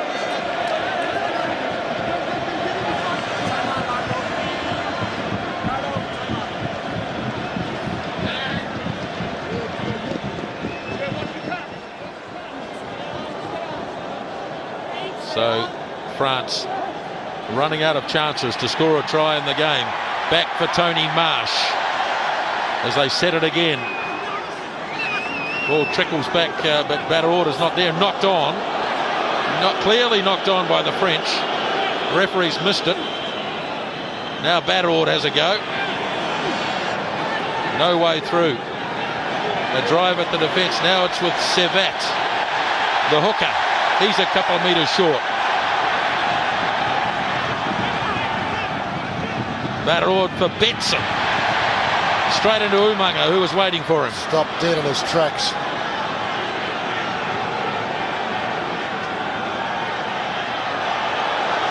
A crack at the line by Bruno. It's up off the ground too. Let's see how the referee rules this. Yep, fair call. All Black ball. Byron Kelleher was just screaming for that. He was screaming, use it or lose it, ref.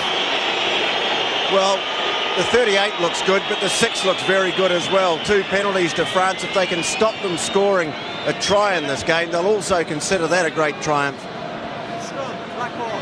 And beat the previous record. You'll like that, Tony. 38-8. Mind you, that day, Tony, they scored 10 tries. They weren't worth quite as much in those days. Just a 3, yep. Hoping to have a big game next year to celebrate the 100th anniversary of that game. Just going back to that game, Billy Wallace scored a hat-trick on that occasion. Oh, not out. So Poitrino from the back. Couple of minutes remaining. Untidy ball again for Batterord. Throws a wild pass to Greg Somerville, who shows good speed. Oh, go. Now it's with Kelleher. He's got some support. Couldn't find him though, but he's up and going again, the little bloke. Soialo heaves out a pass. Major kicks across field. They're lining up here. Muliaina back to Nonu. Nonu.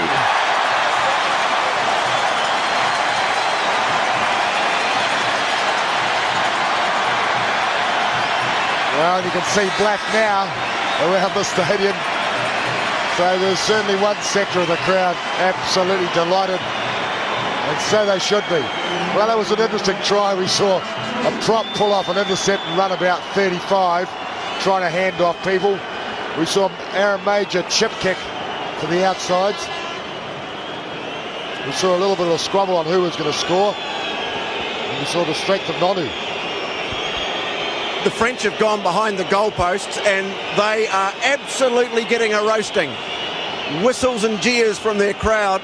And I tell you, there's some very proud New Zealanders in the stadium here tonight, and they're making most of the rest of the noise. The French will be hoping that this is it. It's not quite it on the ground clock, but I wonder whether Alain Roland might put them out of their misery here. As Daniel Carter lines up another one. 23 points so far from him tonight. Dave Gallagher trophy will stay with the All Blacks as Carter kicks the goal. And that is the end of a comprehensive victory by the All Blacks. It doesn't get any better than this. Smiles all round. Graham Henry puts his hands together. He should probably do more than that. And listen to the French crowd. Boy, are they giving it to Les Bleus. An absolutely clinical performance by this New Zealand team, where they dominated France in every area, including the scoreboard. And it really has brought the team together. They look like a very happy group, totally united in their quest. They're a disappointed French crowd for sure, and French team, but they were just simply outplayed by a side that did, well, they did pretty much everything very, very well. Yes, I'd like the jersey. I'm sure Brian Liebenberg would love the jersey. But what a triumph for Graham Henry, for Steve Hansen and Wayne Smith and this All Black team. This was the big test of the tour, no doubt about that. And they've come through it with flying colours.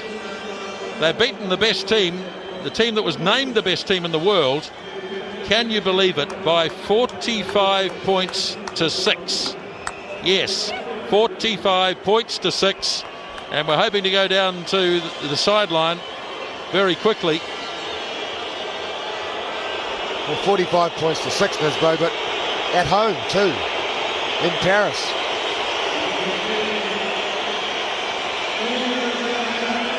A conversation in English between Tony Marsh and Norm Maxwell, and Tana Umaga is going to receive the Dave Gallagher Trophy.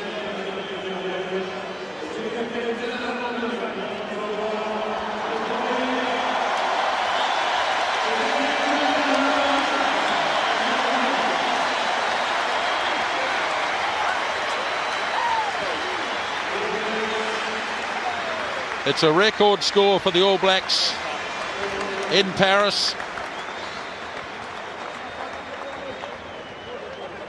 It's a record score in France. And they are absolutely thrilled, and why not?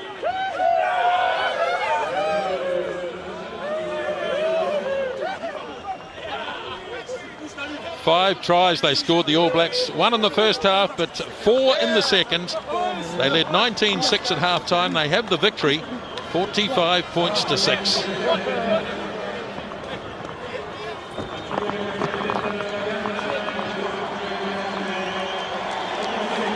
The French crowd now showing their appreciation of the All Blacks, having given the French team the word.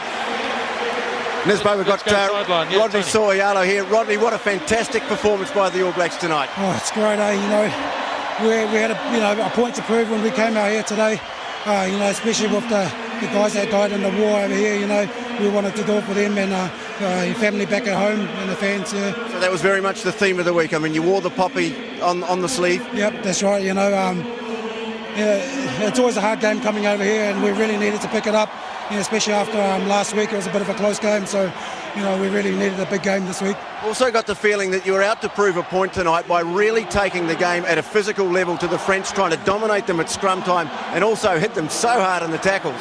Yeah, I mean they do it all the time, so we really needed to take their game away from them, and you know, and that definitely started off with the physical side of thing.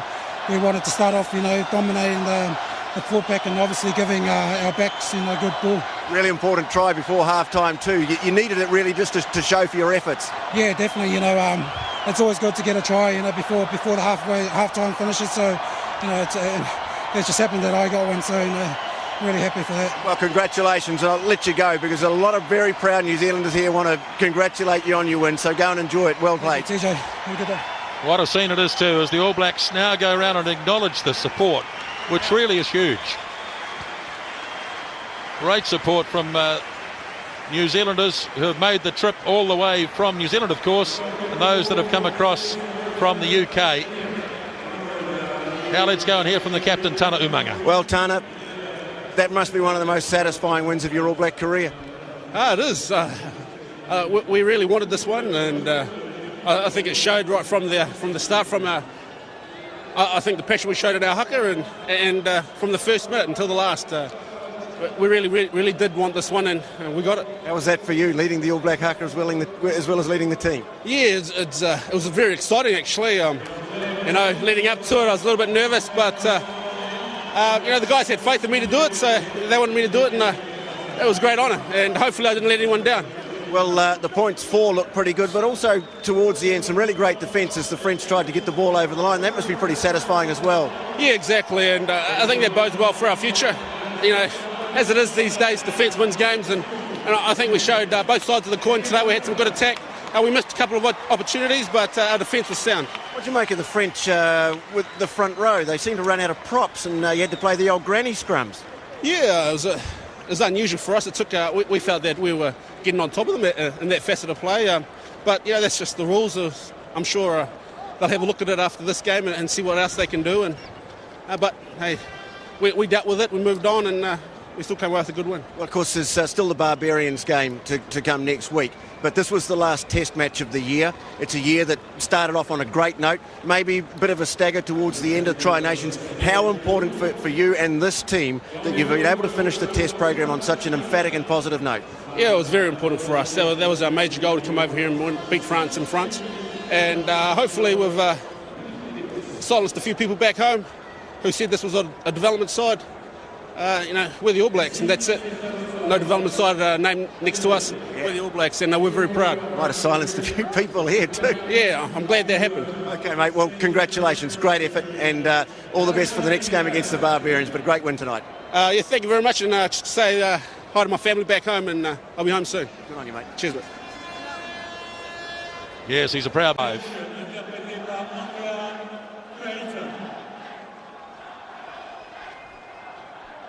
Now we're standing by for the anthems. Andrea Crichton to sing the New Zealand national anthem.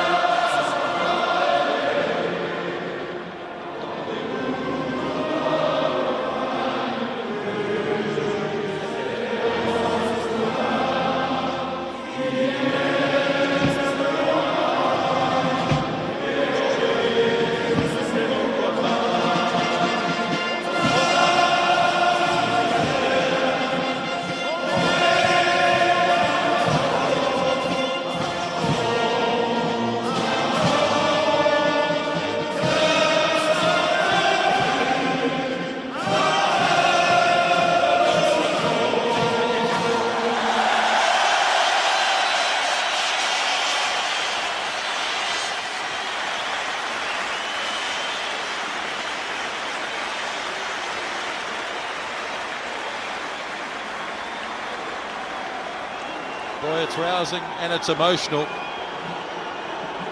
as the All Blacks now go across to do the HAKA.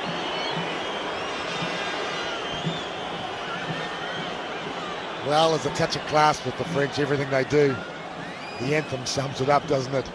We've had the flair and the style of Italy, but she's all class in this country.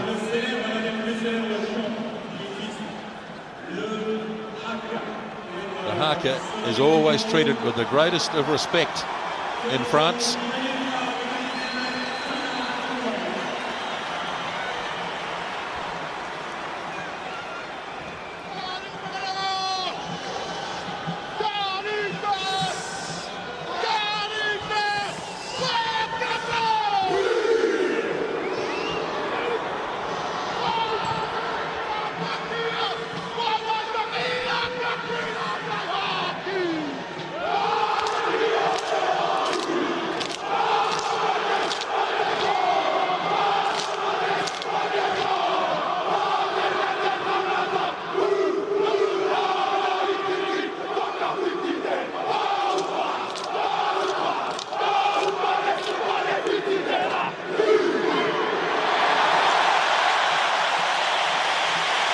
Well, I've never seen Tana Umaga lead the HAKA.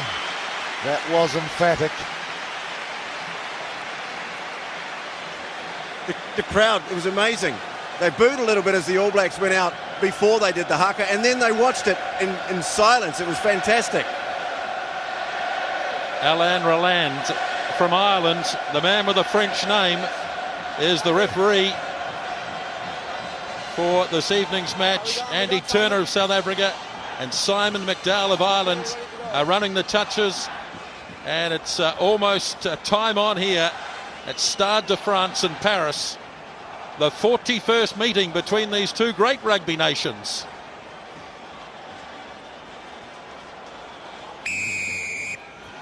And the kickoff is made. Chris Jack reaches up. All Blacks can't get it cleanly, but they've got it now. And Byron Kelleher lining up Tana Umaga to get it wide for Dan Carter. So first receiver Umaga, and Carter kicking into the wide open spaces. Poitrenaud gets a nasty bounce. The All Blacks closing him down, and a charge down opportunity here. Richie McCaw couldn't quite get his hands on the ball, and the French have it inside their own 22, and Michalak waiting for it. Gets it away, and Pierre Long makes the clearing kick. Not in touch though. Here's Carter again. First kick was a telling blow. Now Michalak waits as Carter waits for him again. He drops it. So some early nerves from the French. That's what the All Blacks will be looking for. The French don't start well. It can often mean a poor performance. So it's turned over. Kelleher. Off it goes to Anton Oliver. All Blacks in a good attacking position. Right in centre field. Kelleher drags it out for Collins. Sells the dummy Jerry Collins. And takes it into the contact area. Pushed through by Kelleher and finally brought under control. And a raking kick downfield has Mills Muliaina going back, but there's not a Frenchman within 30 metres of him. So Muliaina, with all the time in the world, his kick's not out. So a long opening sequence as Cedric Amons takes it. He kicks then chases. Carter lines it up. And it was a late charge. Wow. An incredible sequence of play. It started off several opportunities to New Zealand right from the start. They battled to take their kick-off, got it under control. Carter's kick, I don't think, was meant to skewer infield. Then the French mucked it up. New Zealand had a chance to score, they never took it. Then it went back down New Zealand's end. They never found touch the French, and they meant to, I think. New Zealand came back, but the bottom line is the first sequence ended up inside New Zealand territory with a kick to France. So it's a fickle game, rugby. Frederic Michalak, who was named at first five for this game, but with Ali Saad having pulled out at halfback, Michalak now the halfback, and here's the first kick for him. France lead. Well, a lot of people, of course, say that Michalak is better, particularly in France, say he's better at half-back than he is at first five. It's pretty cool and calm the way he kicked that. They say in close quarter play, he's very yeah, and they are aware of that as well. Well, I've just been joined by Murray Mexted, who's made it finally through the crowd up to the broadcasting position. And Murray, looking out over this stadium, what a sight it is. Spectacular, absolutely spectacular. And I continue to laugh every time I come to France and watch a game of rugby, because they do have a colour about them, there's no doubt about that. I mean, we had the Latin thing in Italy, but they haven't got that rugby heritage that the French have, and there is incredible sights to be seen in this stadium. So here they come. The most important test match of this Northern Tour. And the All Blacks about to emerge. And they love their rugby here in France. And I can tell you they are getting to their feet. That is everybody. As the All Blacks are about to come onto the park.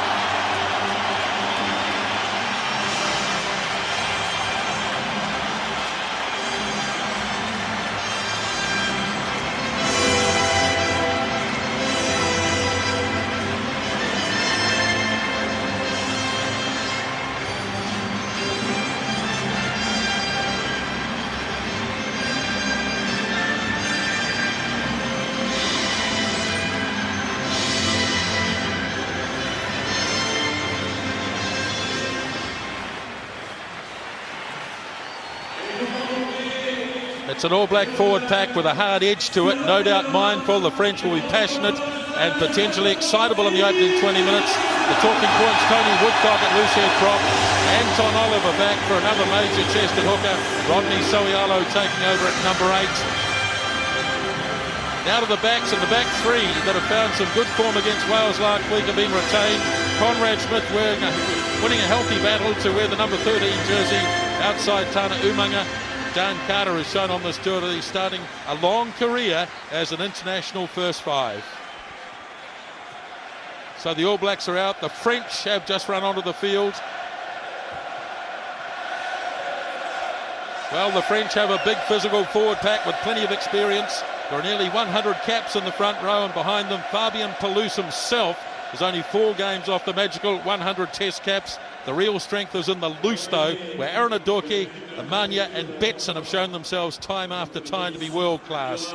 And the big talking point in the back line is Frederic Michalak playing at halfback in the absence of Ali Saad. This means a 6th test cap for Julian Pierlong at first five. Decisive, which is ideal for halfback.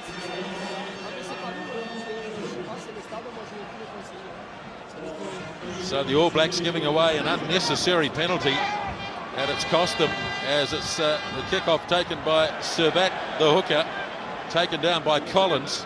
Now Michalak back to Pierlong, another big punt, and this one is in touch. So we go to the first set piece of the game, first line out. Well, they certainly started, both teams, gave us plenty of rugby. By no means perfect, that opening sequence. The All Blacks will try and put some pressure on the French fullback Poitreau. Anyone who saw the Heineken Cup final earlier on this year knows he's capable of making some real clangers at the back. Good first throw to Chris Jack. Now it's with Collins in midfield. Good strong charge. Cleared away to So'oia. No, it's Umaga. Almost to the 10-metre line. Ball pops back again on the All Black side. Now Carter looking for an inside gap, but he's well contained. The All Blacks have it, though. Referee's got the arm out. Not sure whether it's a knock-on by the French or it's a penalty coming the All Blacks' way. Yes, it is. There was a sneaky hand in there from one of the French forwards.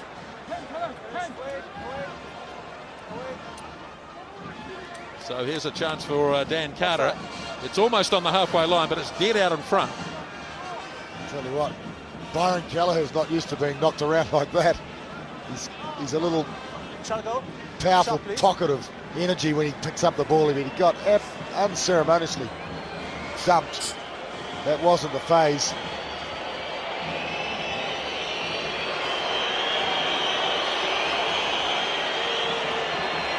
So Daniel Carter, already with 207 test points in the bank.